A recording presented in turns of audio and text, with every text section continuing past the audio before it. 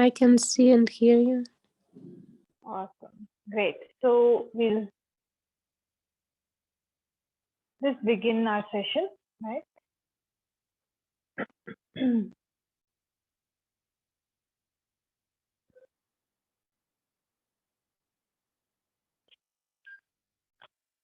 Sit comfortably wherever you are. Keep your back and neck straight.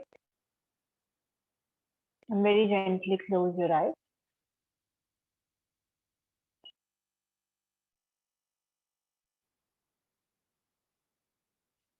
Start connecting with the natural flow of your breath.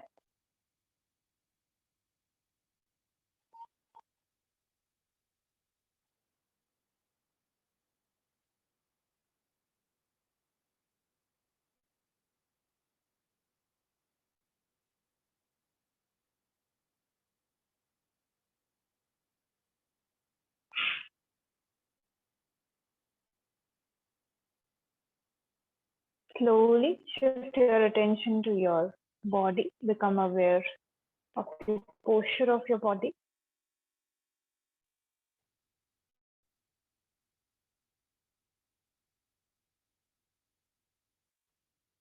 Check your alignment.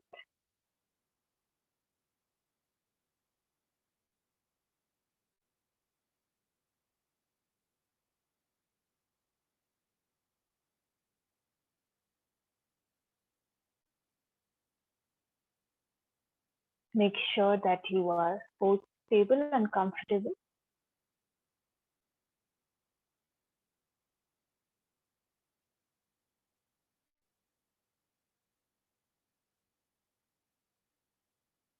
Very gently come back to your breathing and now begin to elongate your breath.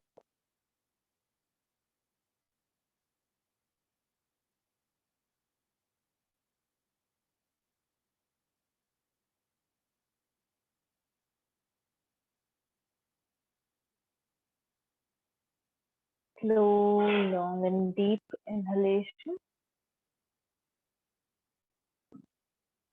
Slow, long and deep exhalation.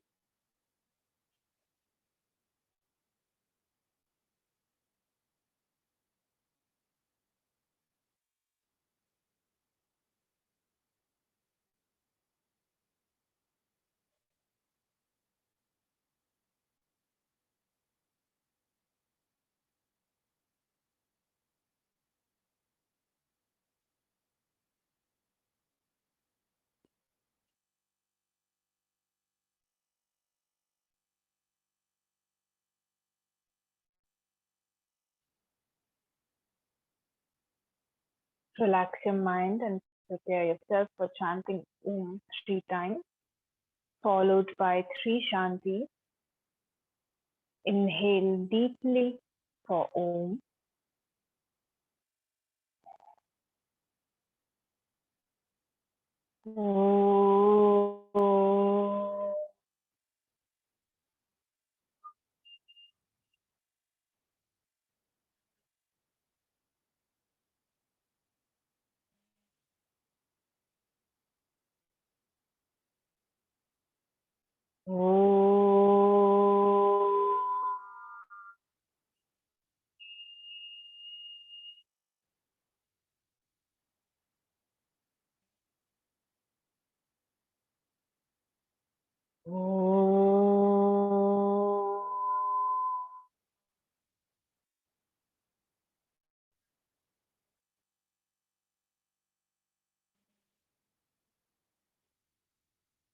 Shanti, Shanti, Shanti.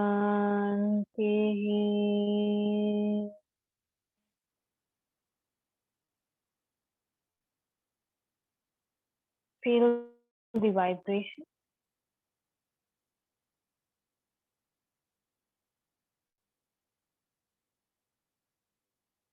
Join your palms together and begin to rub your palms together.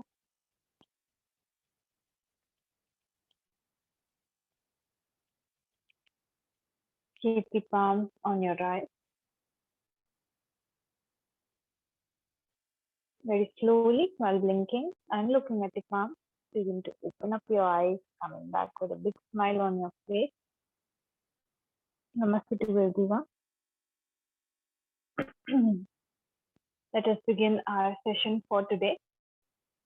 So, yesterday we were talking about the Patanjal Yoga Sutra and the concepts that he has discussed in his text. We are going to study that more elaborately in the classes where we will address the topic of Raj Yoga, because his text is mostly concerned with the practices of a school of yoga which is officially called Raj Yoga, right? So we are going to study more in depth about that in the upcoming classes. Today we are beginning with a very important topic, a topic which is going to be very interesting for you because you are practicing, going for most of the practices of this school of yoga, and it is nothing but called Hat Yoga, HATHA, Hat Yoga, YOGA. So this is one style of yoga, Hat Yoga, right? And the asana practice, the pranayam practice that you guys have been doing, it's a part of this line of thought or this tradition of yoga that is taught.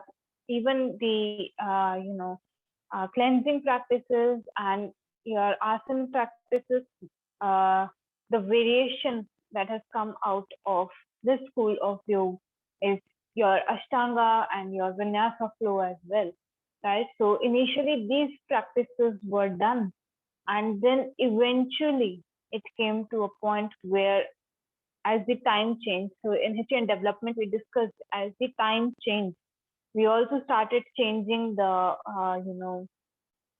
way in which we were doing the practices. So to reach the same level, we had to put in more work. So today we have to put in a lot of work to reach a healthy body, right? So initially, if people have some disease, they undergo therapy. Then they come to a point where they, come to the neutral stage where their body is at least free from disease. And then they begin to strengthen their body and take it to a place where there is ample stamina, where there is ample flexibility, you can say, so that the health of the body is maintained, right? If you are just at the neutral stage, again there is the possibility of development of disease again, right? If you stop the practices, so then you begin the other practices which can be performed by a healthy individual, and you move towards a point where you can reach the main purpose of the school you are currently practicing, right? So it's called Hat Yoga. So Hat, this term, you can divide it into two, right? So HA, Ha, right? One division is this. So if you write Hat Yoga on top, so you can first write HA, Ha, right, on one side, and THA, Tha, right, on the other side, right? Hat Yoga. So Ha and Tha, these are the two ways in which you can divide this term, right? And then once you divide the term into these two aspects, each of them is representing one thing, right? So her is representing your right side, okay? There are two sides of the body. I have a right hand and a left hand, right? So uh, the right hand is getting represented, or right side, not the right hand, but the right side is getting represented by her in Hat, and the left side is getting represented by Tha, right? So Tha is the left side, yeah. So you can also see them in the form of the breathing, because breathing is such a major part of yoga. If you wanted to do anything else, right? If your goal was to achieve anything else, you could have gone for something which was more entertaining, right? You could have gone for dance class, or you could have joined some singing class, right? But when you come to yoga, you have certain other aspects also in mind. And those aspects are captured when you look at your breath. So you will see yogic practices generally engage breathing with the movement, right? Breathing with what kind of practice you are doing. So this breath, this breath connects you to your state of mind, right? It helps you to harmonize on all three levels, how your body is moving, how you are breathing, and the way in which your mind should also follow as you are moving your body, right? So breathing, because it is such an important part, so you can say her represents the right nostril, right? And her, it is representing the left nostril, okay? So hut, hut, both the nostrils, right? I will tell you the exact meaning, but there are other interpretations also. So the right side is generally, connected with the sympathetic nervous system. Okay. So you will see during your day, both the nostrils are not equally dominant. You are mostly breathing through one nostril, or even if you are breathing through both the nostrils, one is more dominant than the other. When this thing happens, right, there is some portion of you or some aspect of you which gets activated, right? So, like in scientific terms, I'm saying that the sympathetic nervous system gets activated when you are, breathing through your right nostril. The sympathetic nervous system is, associated with the outward nature, with the activeness in the body, right? With the, fight and flight response. So sympathetic nervous system is connected with the fight and flight response, where the level of awareness is quite high, right? And you are consistently aware of where you are and you are working, right? So this kind of energy, when this becomes more dominant in you, you can check which nostril is more dominant. You will see the right nostril is generally more dominant, right? And then when you go into a relaxative state, relaxation is also very important, right? So your parasympathetic nervous system gets activated. It's associated with processes like digestion, with the relaxation of the human body and the mind, right? So of course you need both of them. You want to rest also, you want to take good sleep, good rest, and then there is a portion of you which also is driven every day to work, right? Both of these aspects are necessary. Not going in either extremes is the key, right? So when you breathe more dominantly through your left nostril, you are going more into a relaxative state, right? So right and left again. In yogic terms, if you see, we are going to talk about the subtle energy channels in the body. So in pranayam class, again, I have already covered this thing. The concept of nadis, Nadis, nadis, right? Nadis are the energy channels, like you have arteries and veins in your body that you can observe. If you go for a scan, you can probably, get some image, but the subtle energy channels, they are very, very hard to capture, right? So these energy channels are present throughout our body. They are carrying the energy, they are making sure all the functions are going on in the body, right? And out of them, there are two major channels, right? Actually, there are three, but since we are only discussing the right and left right now, so the two channels that are associated with the right and left are the Pingla Nadi and the Ida Nadi, right? So I will just see if I can write this down for you. Just give me a moment.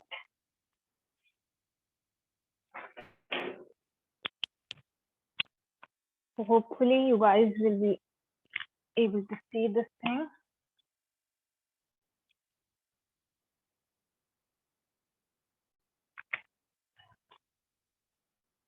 So right is Ida, sorry, Pingla. Pingla.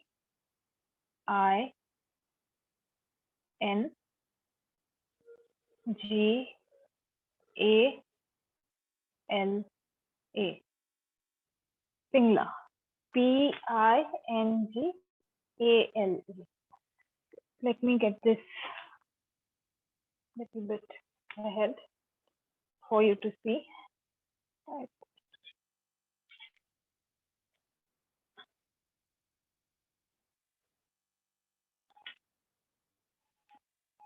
This is your right side, okay?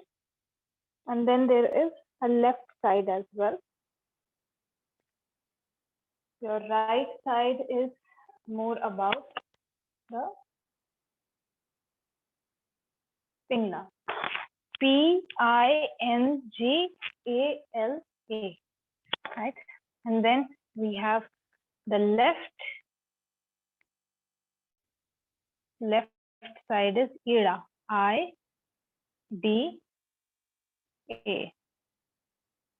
Okay, Ida and Pingla. These are the two nadis which are the most important ones for us. Okay, when we talk of yoga, these two play a major role, right? Ida and Pingla, they play a major role within us and determining what kind of state of mind we are in, right? So when you are very active, the Pingla nadi will become active within you, right? And when you are in a relaxative state, it is the Ida nadi which takes more dominance. There is a switch between both of them around every 60 to 90 minutes. So 1 to 1.5 hours, this is the timeline in which one nostril switches to the other nostril, right? So the dominance switches from one side to the other side. And this part, right? When this switching is taking place, there is some thing that is bridging the switch, right? So that is the central nadi, okay? So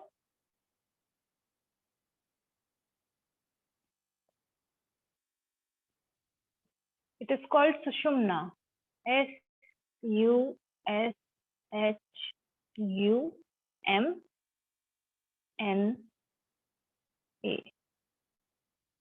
S-U-S-H-U-M-N-A, Sushumna nadi, right? So one side is Pingla, one side is Ida, and then there is a central nadi. So when the switch is taking place, well, from one to the other jump takes place, and there is one destination that you cross, and that central destination is called Sushumna nadi. So when you see this thing, right, when the switch is taking place, how do you become aware that the switch is taking place, right? In the breathing, I told you, you can become aware of this thing through your breath, right? So when both your nostrils become equally dominant, that is when you know that this central channel, you have reached this central point, right?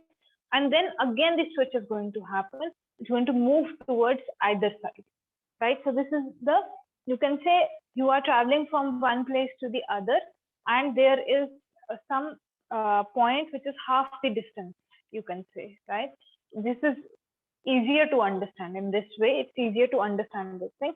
So this halfway, you can say, is Sushumna nadi, and it's it takes place. So momentary activation, equal activation of both the nostrils takes place about every 60 to 90 minutes, right? And this process happens again and again, right? So whenever this switching is taking place, again, you cross this central point, right? This central point is very, very essential to us, okay? All of your practices you are doing so that this central point, you can remain for a longer period of time in this midpoint, okay? All of the work that you're putting in, so HAT, H-A-T-H-A, right? This is the balance between the right and the left side. There is harmony and balance between right and left side. And you reach, when this harmony happens, you reach this central point, right? And the aim of the yogi is to remain at this central point for a long period of time. So all the practices of Hatha Yoga, right, they will take you to that stage where you can remain in the central point for a long period of time, right? Again and again, you keep switching, but at one point of time, you will begin to, elongate this time period, right? And that is what the Hatha Yogi aims to do through various practices and processes which are introduced to the Hatha Yogi, right? Now, there is a very common diagram also that you would have seen. So, like I said, right and left. So, again, because this is active, we see sun as inducing activity within us, and the left is the part where the relaxation comes in. So moon is mostly associated with calm energy, right? So you can also interpret these in multiple different ways. So I'll just show you how this shows up in our system. Okay, any doubts so far? Did you get all the names that I have spoken? Ida, Pingla, Nadi, right? These are new terms for you guys. If you have missed out on anything, please let me know. Okay. Awesome, great. Okay, so now let me explain to you what is happening inside your body.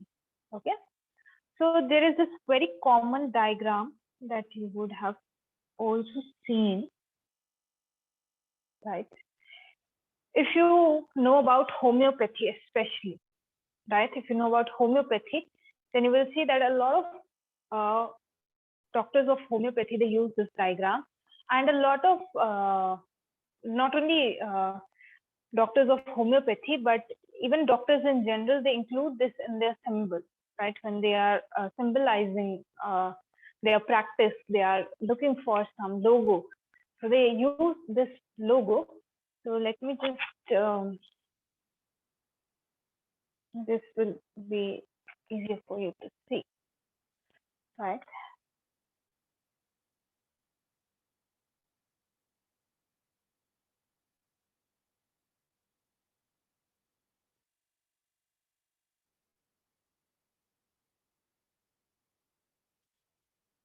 Like this, it continues.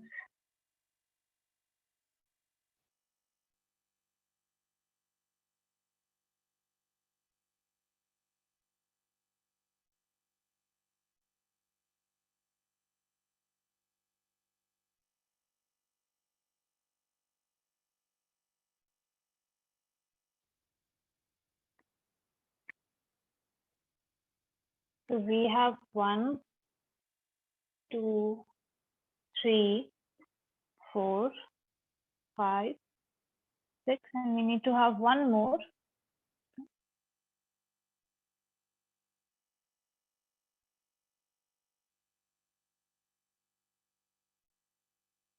7, right? So we have these 7, there's this diagram, right?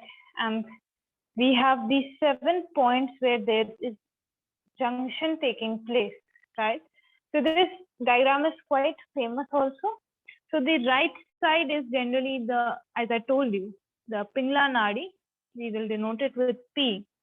And the left side is Ida Nadi, we will denote it with I. And this central channel which is going on is the Sushumna Nadi.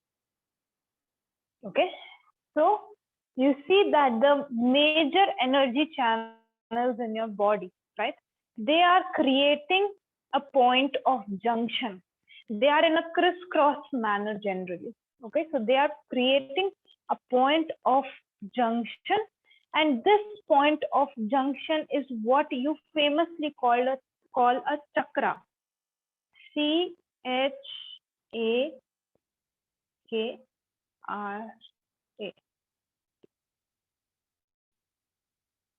Right, so this point of junction is actually what you call a chakra, and you would have always seen the mention of 7 major chakras in your body, right? Energy junction point, And the main energy channels, when they coincide, when they cross the path, they lead to this, creation of a strong channel of energy in the body. Okay, so this is very, very strong, right? There are other points in your body also where the junction of the energy channels is taking place, but they are very minor in their nature.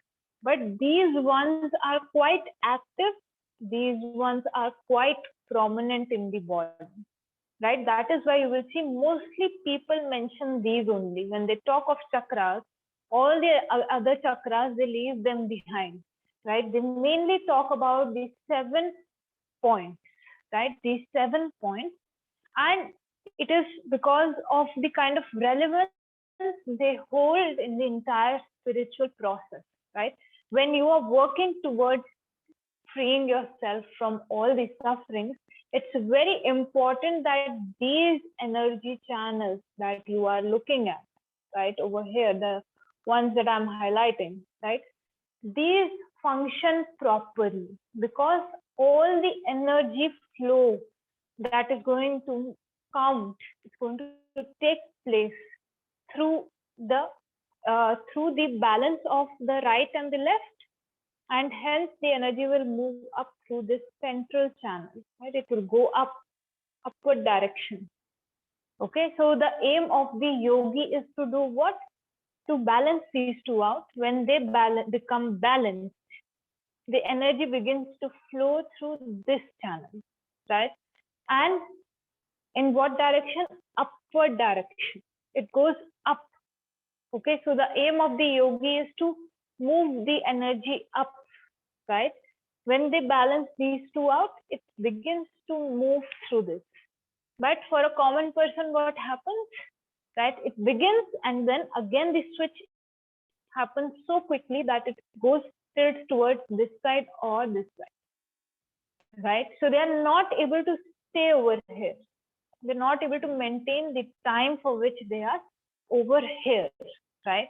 So now when you practice Hatha, what you are doing, you are trying that most of the time these two stay balanced, right? You will see that after your practice, you see your breathing, you check your breathing. There will be a sense of balance in your breath, right? That is when you activate this thing, but it is so quickly gone because we are not established in our practice, right?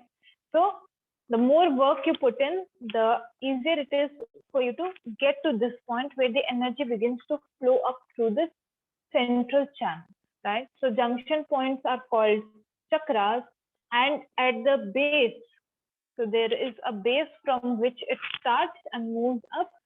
At the base, there is this energy, right? Which is very famously, so you would have heard of this term, and it is a very advanced concept. So we will not discuss it deeply, but it is called Kundalini, Kundalini.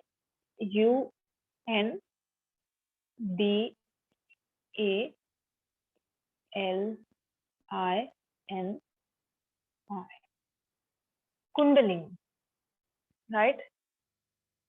So this kind of power is right now dormant within most of us, right?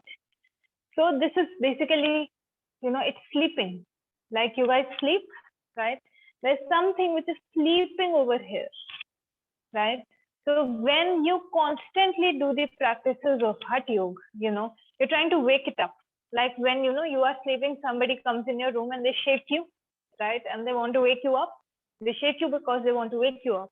When you do Hatha Yogic practices, you are trying to shake it, right? You're trying to tell it, okay, now get up, right? Get up, go up, move up, right? Then again, because the practice, either the practice breaks or, it's not done correctly, again, this goes back to sleep. And as a result, one of them again becomes dominant. Then again, you do the practice, you ask, go there and say, wake up. It's time to get up now, right? Then again, this thing happens, right? So right now, the aim for us is to restore the balance between both the major energy channels so that the energy can flow upward, right? So now there is one movement which is not upward, it is downward, right? There could be a downward movement also, right? Of course, there is a possibility if a channel is allowing me to move up, that same channel is not obstructing the downward movement also, no? Right? So that is why you will see the yogis, one of the major ways in which the energy flows downwards is through the engagement in sexual activity, right? The power of this energy is so much that it leads to the creation of another life, right? Now think, the energy is flowing so strongly that it leads to the creation of another human being, right? So the energy has a lot of potential, but it is moving downward and outward, right? That is why you will see a lot of people who come into the practice of yoga. It is a prerequisite to practice this, go for the practice of celibacy, right? Or brahmacharya, because we want to avoid this thing, no? Yogi wants to take the energy up, right? And when you engage in sexual activity, the energy goes down, right? Because all around the world, there are different rules and regulations about sexual activities, right? So you don't know which one to follow, which not to follow. Somewhere it is ethically wrong, somewhere it is ethically right. But if you understand from the perspective of the energy, you can set your goal, right? If your goal is this, the upward movement, then you will want to avoid this thing, no? Because all of the effort you are putting in every day when you're practicing, the effort you're putting in is to push the energy up. So when you engage in sexual activity, the energy moves down, right? Down and out of your body, right? So you don't want to lose out on that. So that is why you will see in a lot of yogic texts already, there is this prerequisite that before you begin your practice, make the mind strong that you're not going to, engage in sexual activities, right? Because it will lead to opposite effect. Throughout your day, you're working towards something, and then at the end of the day, you nullify it. It's something like that, right? So that is why you have to be more mindful, right? When you especially enter into the practices of Hatha Yoga. Now, another very important thing to notice, I have made this diagram, but on your body, where is it shown, right?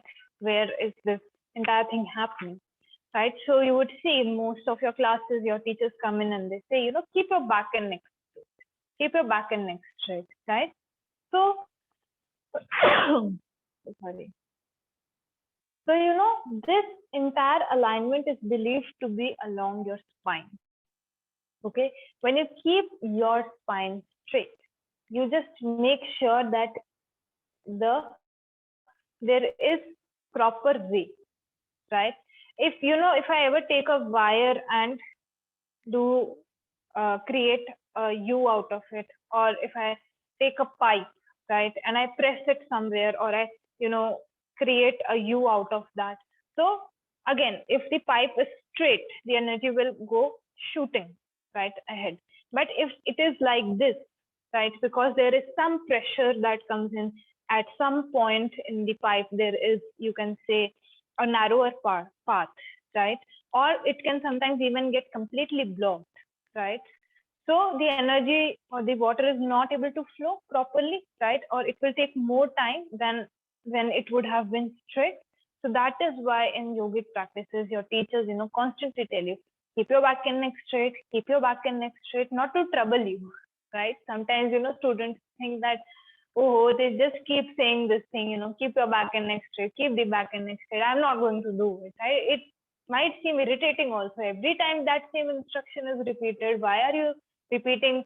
1 week you told us keep the back and neck straight, next week don't tell us, we know, right? But it is the constant reminder, right? Make sure that this is like a pipe, right? Make sure that you are providing it the conducive environment so that the energy can flow properly. There is no obstruction that is caused on the path because of the way in which you are sitting, right? So in yoga sadhana, that is why a straight back holds a lot of relevance. Any questions, any doubts so far? Any queries? Okay. Okay. If you have any queries, you can unmute yourself, or even you can write it down in the chat box. I will be uh, happy to clear this out for you.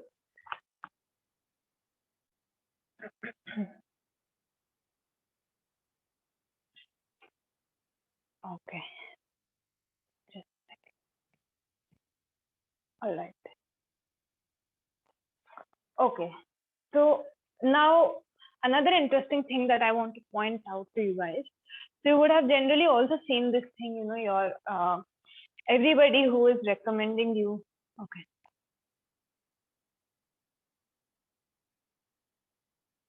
Is this related to brahmacharya? Is what related to brahmacharya? Can you be more specific?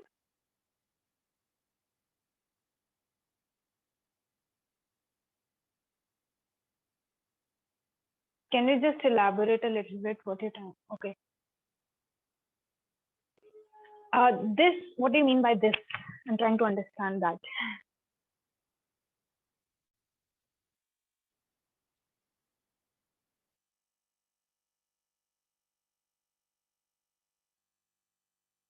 Okay. Okay. As in the release of energy out of the body. Yes. So that is what I'm telling you, that when you go for sexual activities, right, there is a flow of energy. Again, there is a flow of energy that takes place. You get very tired after sexual activities. Have you ever observed this thing? People get very tired and they get very, they just want to take some rest after that, because the energy flows out, right, of your body, and it flows downwards, so it drains you, right?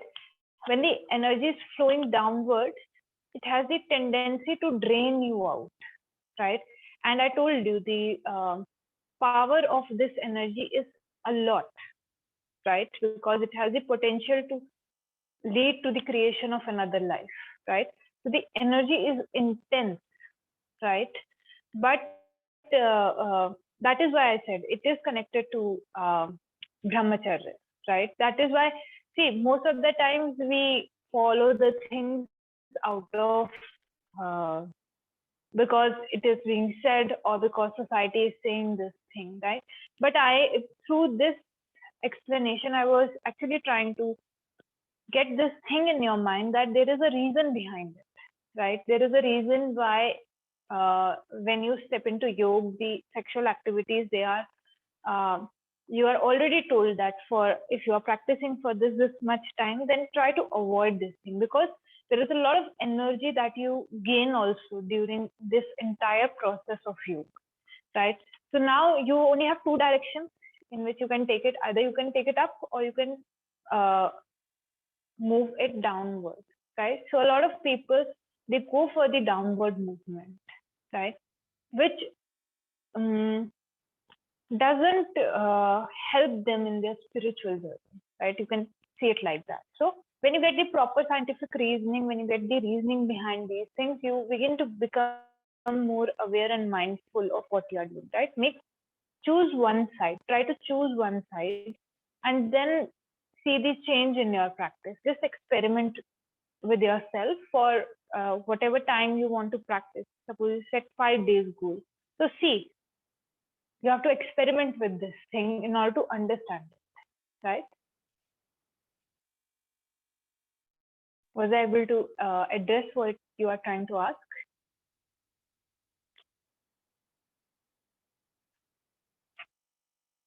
Okay, I'll wait for your response. Okay, great. Okay, so your teachers, I'll come back to what I was saying. Your teachers again and again say, early morning and sunset time is the best time to practice, right? And this, in fact, is true from this logic also that I just taught. When there is sunrise time and sunset time, right? By default, both your nostrils become active. By default, because of the changing of the time, right, during the day, right? From, you can say night time, when the sun rises, right? The day is coming up, and when the sun is setting, the day is going away, and now the night time is going to come, right? So by default, these two timings, you will see that both the nostrils become equally active, right?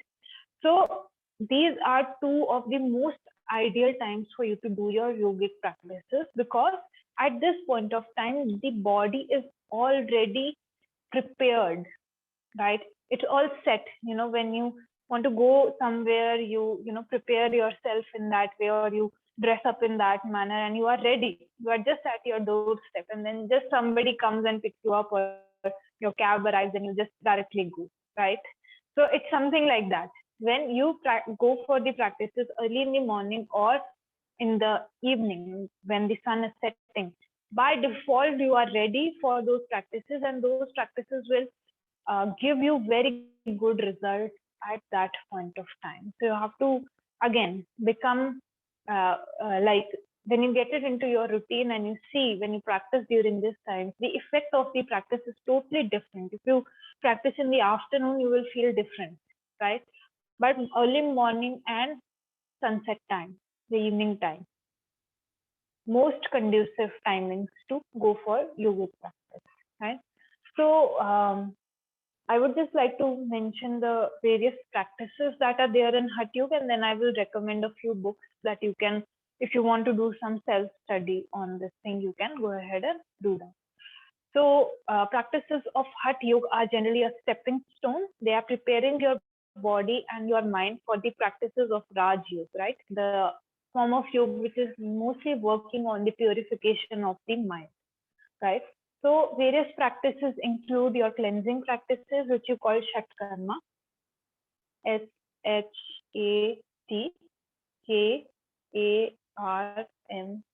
Shat Karma, right? Asan, ASANA,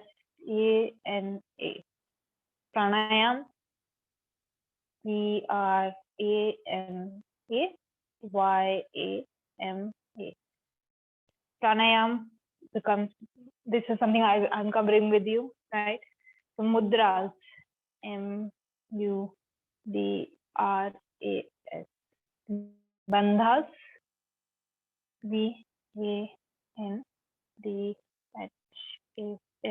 and I will write etc. because there are a few more practices, but these are the most relevant ones for you when you are a beginner. Shat Karma, first you clean yourself, clean the body, which prepares it for asana. Then you do asana, your posture gets ready for pranayama, like this.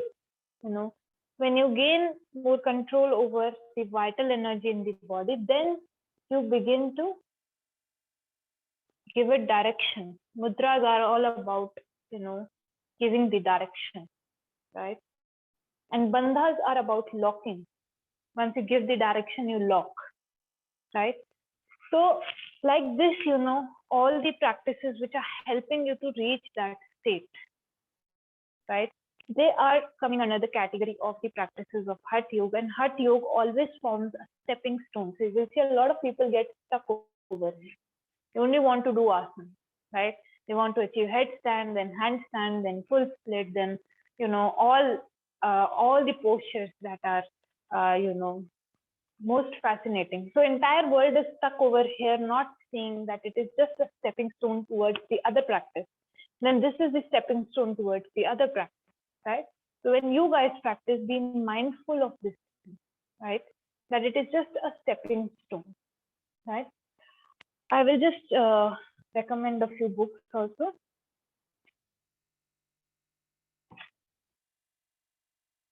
Right? Books that you can look for when it comes to Hatha Yoga. So first one, very authentic book.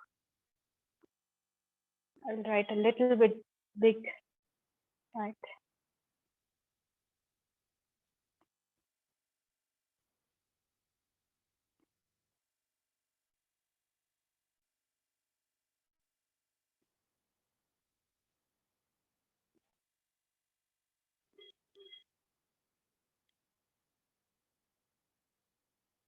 Hatha Yoga Pradipika. HACHA, Hat, YOGA, Yog, Pradipika, PRIDIPIKA,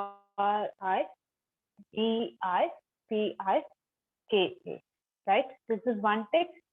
And second one is 𝐵𝐴𝐴 Samhita, GHERENDA,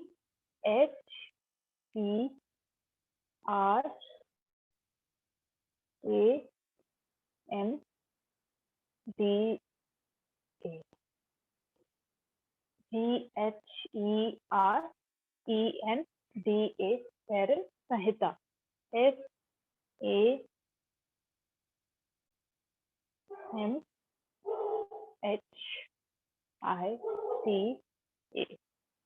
Gheren Samhita. Okay. Second text, which is going to be very, very, if you want to go for the authentic practices, then these are the two main texts that you can read, that you can study, so that you gain more insight into the practices I have just talked about, right?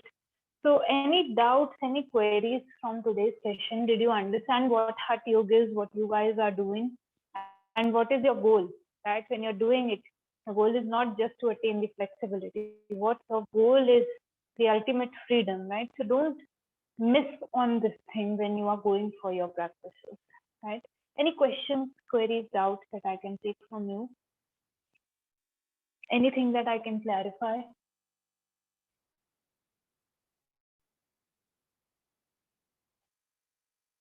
All right, so we'll just close today's session then. Keep your back and neck straight, sit comfortably, and very gently close your eyes.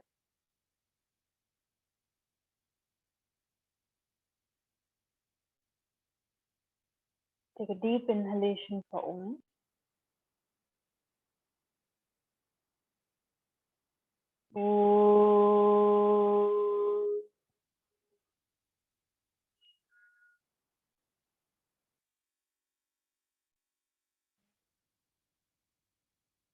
Shanti,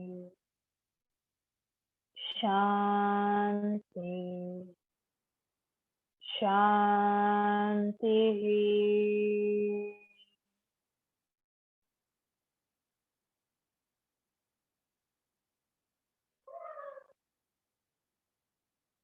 Join your palms together and gently bow down.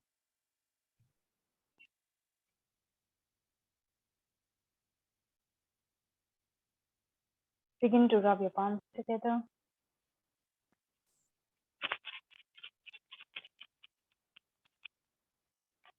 Keep them on your eye. Very slowly, while blinking and looking at the palm, begin to open up your eyes, coming back with a big smile. Om Shanti, Namaste to everyone. Om Shanti. Namaste, Sumaji. Namaste. So I will see you for pranayam class from 3 to 4 in the afternoon. So, okay. I thought it was a doubt. Okay, so I will see you for pranayam class. Take care, guys. Enjoy the remaining of your classes, and bye-bye. Bye-bye. Thank you.